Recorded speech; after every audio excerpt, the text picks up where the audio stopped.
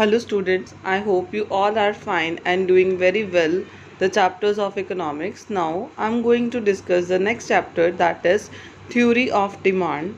Let me introduce what we will discuss in this particular chapter. How much to produce and what price to charge. जब हम production करते तो उन goods के ऊपर क्या प्राइस चार्ज किया जाएगा. किसी भी प्रोडक्ट की डिमांड को कौन कौन से फैक्टर्स अफेक्ट करते हैं. Factors determining demand for a product. Explore the relationship between price and demand for a product. Demand और प्रोडक्ट के प्राइस में क्या रिलेशन है, राइट. और इस examine likely impact of potential factors that influence it's demand. इसके अलावा और कौन कौन से फैक्टर्स डिमांड को इन्फ्लुएंस करते हैं. Let's discuss all the points in detail. First of all, let me introduce the meaning of demand. Demand means desire or wants for something. जब हम किसी चीज़ को खरीदना या उसको पाना चाहते हैं. बट लेकिन इकोनॉमिक्स में डिमांड का मतलब क्या है. इफ़ेक्टिव डिमांड मतलब amount buyers are willing to purchase at a given price over a period of time. एक पर्टिकुलर टाइम पे बायर एक पर्टिकुलर प्राइस पे किसी चीज़ को खरीदना चाहता है. So the define of demand is desire or want backed by money. यानी कि एक पर्सन उस चीज़ को पाना चाहता है या खरीदना चाहता है, प्लस उसके पास वो परचेजिंग पावर है, उसके पास उतनी मनी है उस चीज़ को खरीदने की. Demand is equals to desire plus ability to pay plus willingness to pay. Desire उस चीज़ को खरीदना चाहता है, एबिलिटी टू पे उसके पास उतने पैसे हैं, और विलिंगनेस टू पे वो अपने उन पैसों को उस चीज़ को खरीदने के लिए रेडी है. So let me clear you the definition of demand. The demand for a product refers to the amount of it which will be bought per unit of time at a particular price. Amount जो वो खरीदना चाहता किसी particular product की एक particular time पे particular price पे, that is demand. So what are the elements of demand but that we have discussed in the definition. Desire for a commodity, वो commodity को खरीदना चाहता है. Money to fulfill that desire, उसके पास उतने पैसे हैं जिससे वो अपने desire पूरी कर सकता है. Readiness to spend the money, और वो अपने पैसे उस चीज़ को खरीदने पे ही लगाना चाहता है. He is willing to spend the money on the product, right. So let's discuss what is demand and what is quantity demanded. Quantity demanded is a particular amount that buyers are willing and able to buy at a given price during a given time, other things being equal. बाकी demand को जो other factors affect करते हैं उसको हम इसमें constant मान के चलते हैं. एक पर्टिकुलर प्रोडक्ट की एक पर्टिकुलर प्राइस पे क्या डिमांड होगी, लेकिन डिमांड जो है, demand is the quantities that buyers are willing to buy at alternative prices. अलग अलग प्राइसेस पे बायर क्या अलग अलग डिमांड करता है एक पीरियड ऑफ टाइम में, अदर थिंग्स बीइंग इक्वल. दोनों डिफाइंस में देखो क्या डिफरेंस है. क्वांटिटी डिमांडेड एक पर्टिकुलर क्वांटिटी और एक पर्टिकुलर प्राइस की बात कर रहे हैं, लेकिन डिमांड में अलग अलग क्वांटिटीज़ अलग अलग प्राइसेस के ऊपर उसकी बात की जा रही है. तो this is demand and quantity demanded. What is demand schedule? It is categorized into two parts. One is individual demand schedule, another is market demand schedule. Individual demand schedule, the quantity of a given commodity which a consumer will buy at possible prices at a given moment. वो schedule जो अलग अलग quantities अलग अलग price पे buyer खरीदना चाहता है उस चीज़ के शेड्यूल को रिप्रेजेंट करता है. लेकिन मार्केट डिमांड शेड्यूल में ऑल कंज्यूमर्स की बात की जा रही है. In the market that at different prices of commodity they are demanding the goods, right. इसको अभी हम एक शेड्यूल के थ्रू एक्सप्लेन करेंगे. It is a tabular presentation of price and quantity demanded. It shows the price and output relationship, right. Tabular presentation of price and demand. Look at the schedule. At the price of ₹4 the quantity is being demanded 10 units. जैसे जैसे price आपका reduce हो रहा है quantity demanded increase हो रही है. Price आपका रिड्यूस होके 3 हो गया, क्वांटिटी इंक्रीज होगी 20. प्राइस रिड्यूस होके 2 हो गया, डिमांड आपकी इंक्रीज होके होगी 30. प्राइस रिड्यूस होके 1 हो गया और क्वांटिटी आपकी डिमांड इंक्रीज होके होगी 40. यानी कि negative relation between price and quantity demanded, negative relation या inverse relation you can say, price आपका डिक्रीज होगा, डिमांड आपकी इंक्रीज होगी, right. Accordingly that schedule we will make this curve. On the x-axis we will represent demand and on the y-axis there is price, right. When the price is ₹4, the quantity demanded is 10 units and we have derived a point. When the price reduced from 4 to ₹3, the quantity demanded increased from 10 to 20. जब price ₹3 है तो demand होगी 20 units and we have derived B point. Similarly price reduce होके 1 हो गया और demand increase होके होगी 40 यूनिट्स. तो यहाँ से आपकी जो डिमांड कर्व है वो डाउनवर्ड स्लोपिंग है from left to right. Now see the curve that has been made A D, A से डी तक. ये अगर हम लेफ्ट से राइट देखें तो ये डाउनवर्ड स्लोप कर रही है. तो डिमांड कर्व डाउनवर्ड स्लोप करती है. डिमांड कर्व की डिफाइन क्या है? Geometrical representation of demand schedule is called demand curve. जो आपका डिमांड शेड्यूल है जब आप उस ज्योमेट्रिकली या डायग्रामेटिकली जब आप उसको प्रेजेंट करते हो तो वो आपकी बन जाती है डिमांड कर्व. नेक्स्ट हमारा टॉपिक है demand function. When we express the relation between demand and its determinants mathematically, the relationship is known as demand function. जब हम डिमांड और उसके डिटर्मिनेंट्स को मैथमेटिकली रिप्रेजेंट करते हैं तो that is demand function. The demand for product X can be written in the functional form. इसको हम फंक्शनल फॉर्म में इस तरह से लिखेंगे, dx is a function of px that is price of on commodity, y that represent income, po price of other commodities, t technology, a means advertising and ef expectation of product in near future, right. ये सारे points हम detail में आगे discuss करते हैं. Determinants of demand. First of all, price of product. Listen very carefully, this is very important topic. For all the points मैं इसकी एक एक करके सारे points की explanation दूंगी, right. और आपने इसको बुक में से अच्छे से रिवाइज कर लेना है. जब हम किसी प्रोडक्ट की डिमांड को डिटरमिन करते हैं तो उसका प्राइस देखा जाता है उस टाइम पे. अगर प्रोडक्ट का प्राइस कम है तो कमोडिटी की डिमांड ज़्यादा होगी. अगर प्रोडक्ट का प्राइस ज़्यादा है तो कमोडिटी की डिमांड कम होगी, क्योंकि हम डिमांड और प्राइस के बीच में ऑपोजिट रिलेशन होता है. जितना प्राइस कम होगा उतना हम ज़्यादा डिमांड करेंगे, राइट. नेक्स्ट पॉइंट हमारा है इनकम ऑफ कंज्यूमर. अगर एक कंज्यूमर की इनकम ज़्यादा है तो ऑब्वियसली वो ज़्यादा डिमांड करेगा. अगर एक कंज्यूमर की इनकम कम है तो वो कम डिमांड करेगा. आपकी बुक्स में इसमें एक टॉपिक आ जाएगा inferior goods and normal goods. Inferior goods होते हैं बहुत ही हल्के, राइट, और नॉर्मल गुड्स नॉर्मल है. अगर मैं इसके एग्जांपल दूं, इन्फीरियर गुड्स में आ जाएगा आपके पास कोर्स ग्रेन, जिसको बाजरा कहते हैं. बेसिकली बाजरा कोर्स ग्रेन में आता है, राइट. और नॉर्मल गुड्स में आ जाएगा wheat. Now listen very carefully. अगर एक कंज्यूमर की इनकम कम है तो वो इन्फीरियर गुड्स खरीदेगा, लेकिन अगर एक कंज्यूमर की इनकम ज़्यादा है तो वो नॉर्मल गुड्स बाय करेगा. I want to quote another example, desi ghee and Dalda ghee. Desi ghee comes under normal goods and Dalda ghee comes under inferior goods, right. अगर एक कंज्यूमर की इनकम ज़्यादा है तो वो नॉर्मल गुड्स ज़्यादा बाय करेगा. अगर एक कंज्यूमर की इनकम कम है तो वो इन्फीरियर यानी कि हल्के और सस्ते गुड्स ज़्यादा बाय करेगा. नेक्स्ट हमारा पॉइंट है price of related goods. Related goods में आ जाते हैं आपके पास दो कैटेगरी के goods. One is substitute goods, another is complementary. Substitute goods क्या होते हैं? जिसको हम रिप्लेस कर सकते हैं. जैसे कि टी की जगह हम कॉफ़ी कंज्यूम कर सकते हैं, कोलगेट की जगह हम पेप्सोडेंट यूज़ कर सकते हैं, राइट. अब सब्स्टिट्यूट का प्राइस अगर कम होगा तो जो प्रोडक्ट हम यूज़ कर रहे हैं उसकी डिमांड कम होगी, राइट.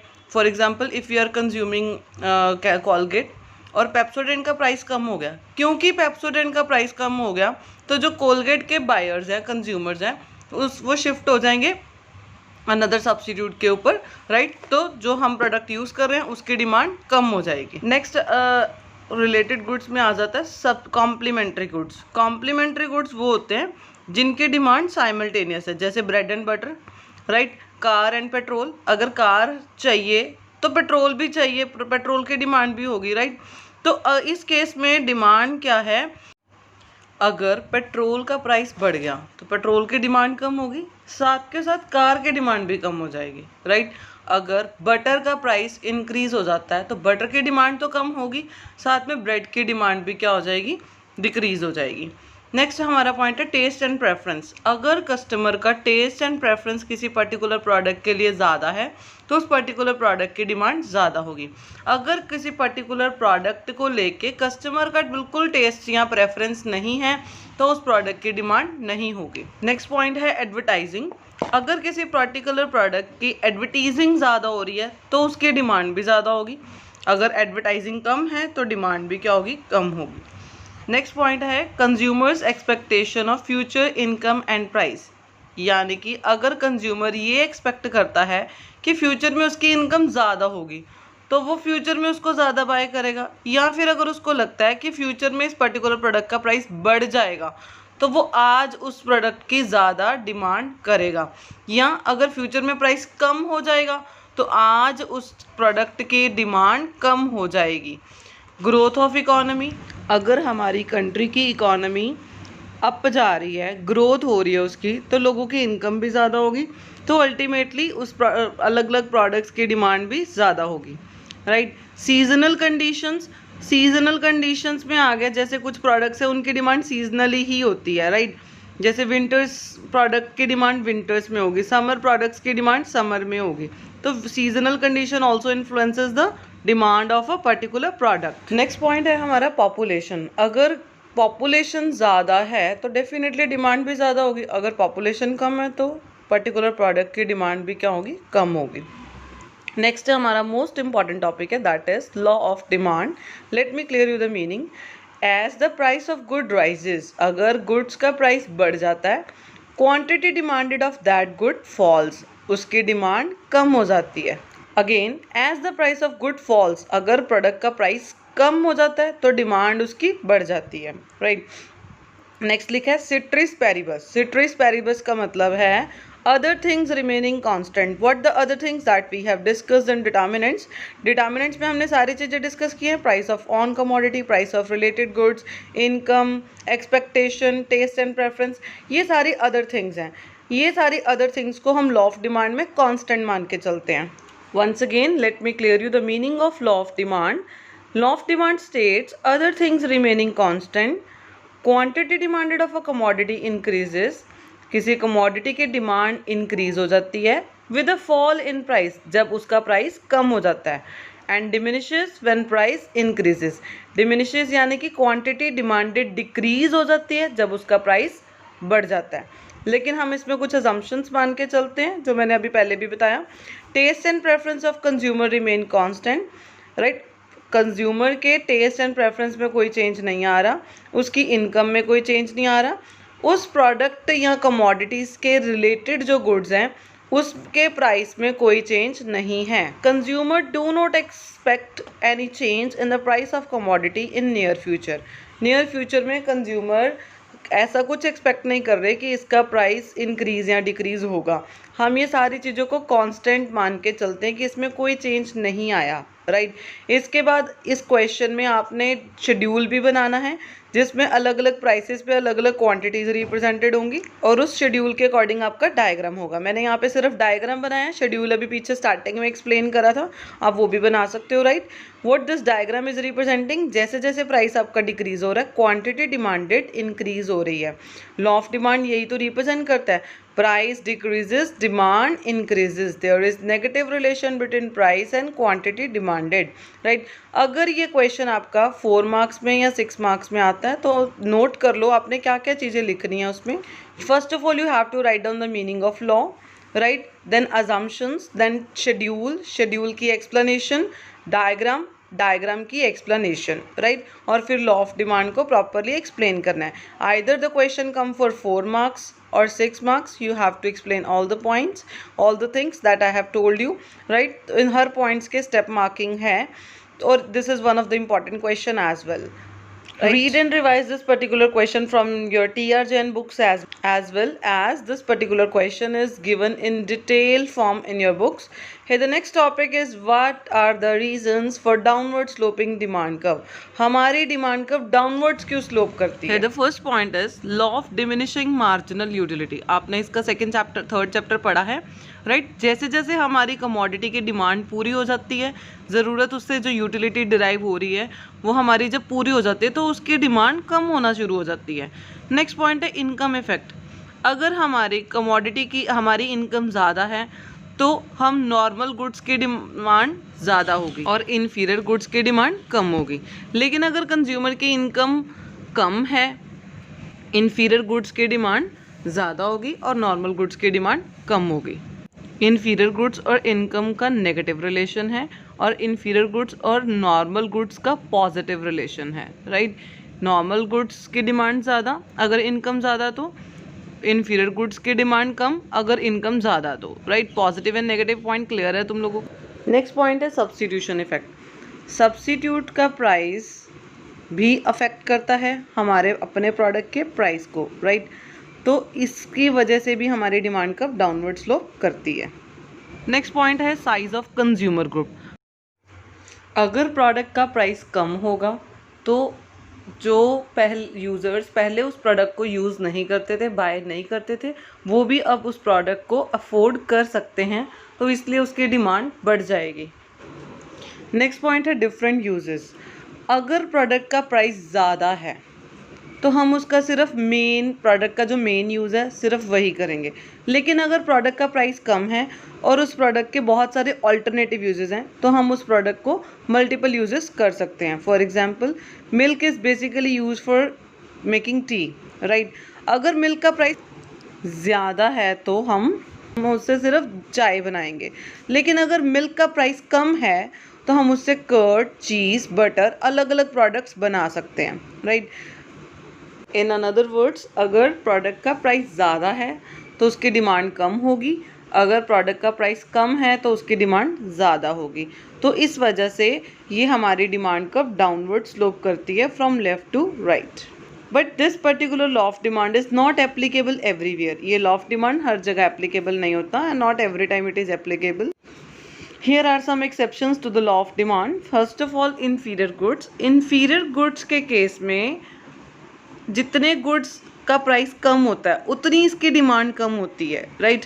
गुड्स बहुत ज़्यादा हल्के हैं, चीप हैं, तो जितना उसका प्राइस कम है उतनी उसकी डिमांड भी क्या होती है, कम होती है. नेक्स्ट हमारा पॉइंट है articles of distinction. Articles of distinction का मतलब होता है कुछ गुड्स ऐसे होते हैं जिनका प्राइस जितना ज़्यादा होता है उतनी उसकी डिमांड ज़्यादा होती है. जैसे अगर कोई नया आईफोन लॉन्च हो रहा है तो उसका जितना ज़्यादा प्राइस होगा लोग उसको उतना ज़्यादा खरीदने की कोशिश करेंगे. Another example here is Mona Lisa की painting. It is not available every time, rare available होते हैं, रेयर गुड्स भी कहा जाता है इनको, राइट? तो वो जितनी ज़्यादा कॉस्टली होती है उतना उसको ज़्यादा लोग खरीदना पसंद करते हैं. तो that comes under articles of distinction. इस केस में हमारी डिमांड का अपवर्ड स्लोपिंग होती है, जैसे कि आप लोग यहाँ से देख सकते हो डायग्राम में. Next point is ignorance. Price कम तो people ignore to buy those goods due to low price. उनकी मैंटेलिटी ऐसी हो जाती है कि इसका प्राइस कम है तो ये चीज़ अच्छी नहीं होगी, राइट? तो वो इग्नोर कर देते हैं उन गुड्स को. Given goods are highly inferior goods. All given goods are highly inferior. लेकिन सारे इन्फीरियर गिवन गुड्स नहीं होते. जो हमारे गिवन गुड्स हैं वो बहुत ही ज़्यादा हल्के होते हैं, चीप होते हैं. उस केस में भी हमारी लॉ ऑफ डिमांड एप्लीकेबल नहीं होता. Law of demand is not applicable there. So हमारी जो डिमांड कर्व है वो अपवर्ड स्लोपिंग होती है इन सारे केसेस में. Here the next most important topic of this chapter is change in demand and change in quantity demanded. आपकी books में ऐसे लिखा होगा change in demand and change in quantity demanded. Another name of this topic is movement in demand and shift in demand. और यहाँ पे आपके पास जो आपको visible है यहाँ पे change in due to its on price and change in demand due to other factors except changing in price. Again I'm telling you change in demand due to its on price, right? बाकी सारे factors बिल्कुल affect नहीं करते, बाकी सब चीज़ें same रहती हैं. इसमें आ जाता है extension of demand and contraction of demand.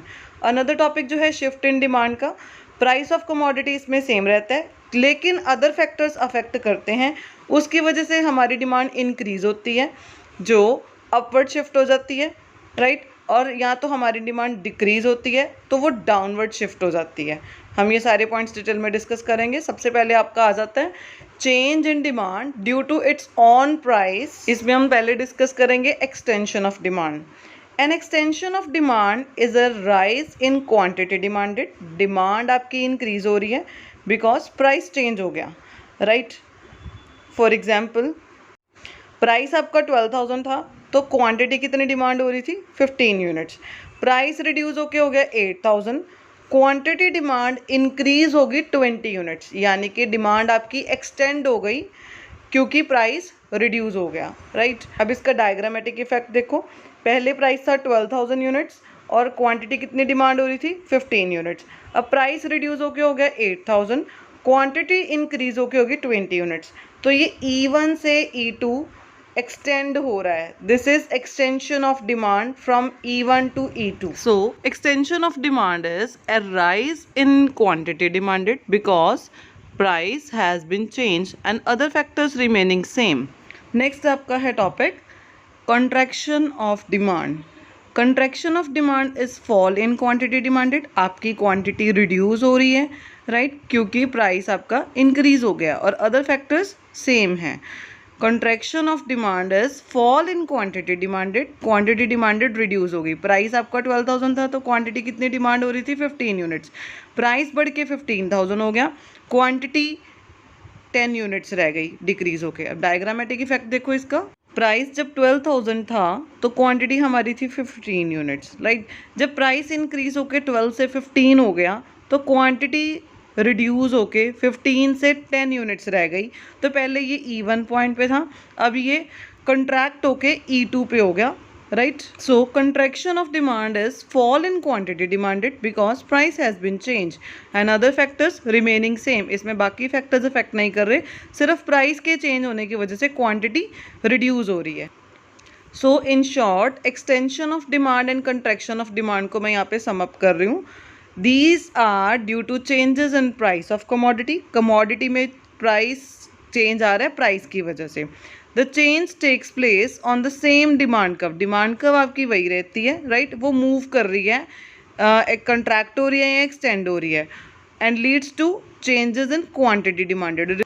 Ultimately price change होने की वजह से quantity demanded में change आ रहा है, या तो extend हो रहा है या तो contract हो रहा है। हमारा next topic है शिफ्ट इन डिमांड और चेंज इन डिमांड।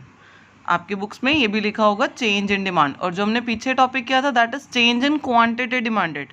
अब यहाँ पे डिमांड में क्या चेंज आ रहा है जिसमें हम कह रहे हैं शिफ्ट इन डिमांड। और ये जो डिमांड शिफ्ट हो रही है प्राइस सेम रहेगा, बाकी फैक्टर्स अफेक्ट करेंगे, प्राइस में कोई चेंज नहीं आएगा, अदर फैक्टर्स की वजह से हमारी डिमांड शिफ्ट हो रही है।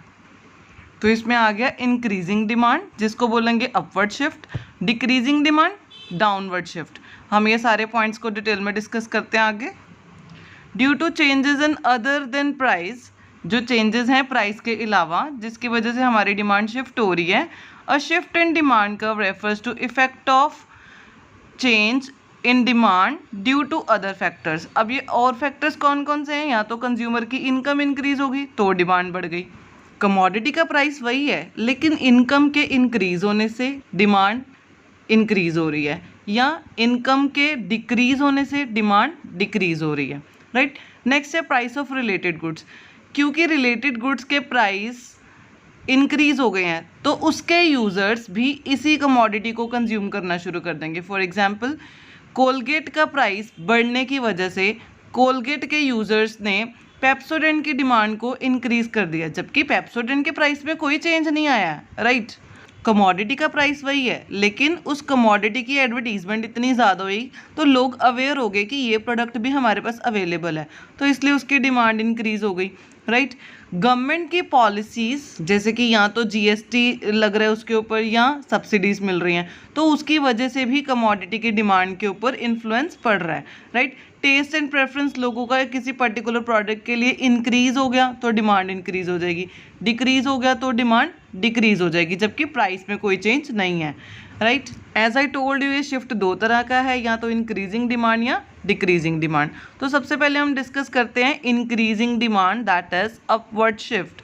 N increase in income of consumer, consumer की इनकम इंक्रीज हो गई या एडवर्टीजमेंट ज़्यादा होने की वजह से वो डिमांड अपनी इंक्रीज कर रहा है, राइट। उस कमोडिटी की डिमांड इंक्रीज हो रही है, that is increasing demand. See the diagram here. Earlier the price is 12,000 and the demand was 15 units. Due to other factors या तो इनकम इंक्रीज हो गई या रिलेटेड गुड्स के प्राइस में चेंज आ गया, तो उसकी वजह से इस कमोडिटी की डिमांड 15 यूनिट से इंक्रीज होकर 20 यूनिट्स हो गई।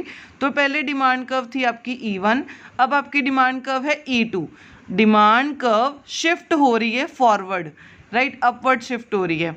नेक्स्ट है हमारे पास डिक्रीज इन डिमांड। ये जो डिमांड में शिफ्ट आ रहा है वो डिक्रीज होने की वजह से हो रहा है, इसको डाउनवर्ड शिफ्ट भी कहते हैं। Due to changes in other than price, price के अलावा जो बाकी फैक्टर्स अफेक्ट कर रहे हैं उसकी वजह से हमारी डिमांड डिक्रीज हो रही है, जैसे कि कंज्यूमर की इनकम कम होगी या किसी पर्टिकुलर प्रोडक्ट की एडवर्टीजमेंट कम होने की वजह से लोगों को ध्यान में नहीं कि ये प्रोडक्ट भी हमारे पास अवेलेबल है, राइट। तो डायग्राम देखो जरा, इसका प्राइस आपका 12,000 ही है, अर्लियर हम 15 यूनिट्स डिमांड कर रहे थे, राइट।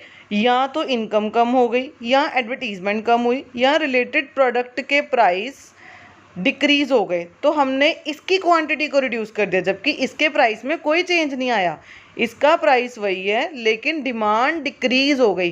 तो पहले हमारी डिमांड कर्व थी E1, अब वो डाउनवर्ड शिफ्ट होके होगी E2। There is no change in price but quantity demanded has been reduce from 15 units to 10 units, so this is downward shift in demand.